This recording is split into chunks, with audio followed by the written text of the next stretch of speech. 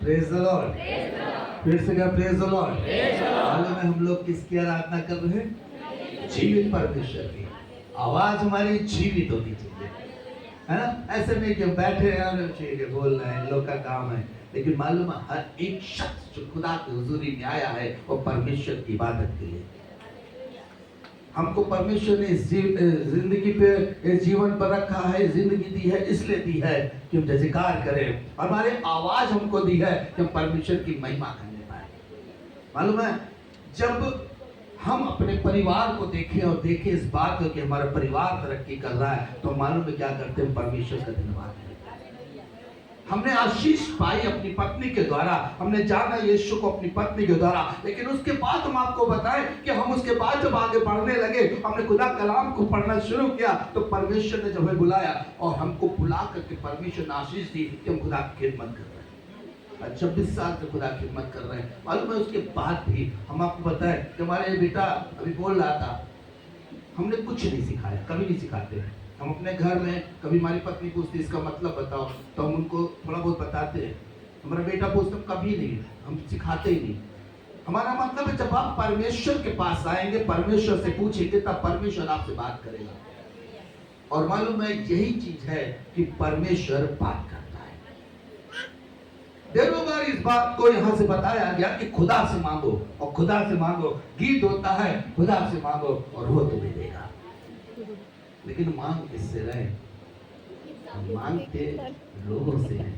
हमने जब जब खुदा से मांगा, हमारे जीवन की ऐसी ऐसी गवाहियां हैं। हम आपको बता दें, आप कहेंगे अरे यीशु ऐसे काम करता है। जिस घर में हम रह रहे हैं, मालूम उस घर की कल्पना कभी नहीं करी थी। मालूम घर फ्री में गिफ्ट किया गया खुदा की तरफ से सब कुछ। और जो परमेश्वर की तरफ से होता है वो स्थिर होता है।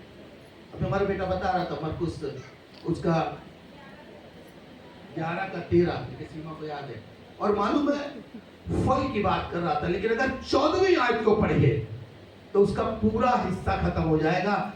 मरकुस 11 उसकी 14वीं आयत को पढ़िए, जहां पर लिखा हुआ जी, पढ़िएगा।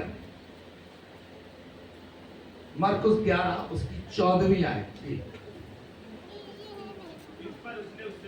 हाँ, क्या लगा? अब से कोई तेरा फल कभी ना खाएगा। हालेलुया।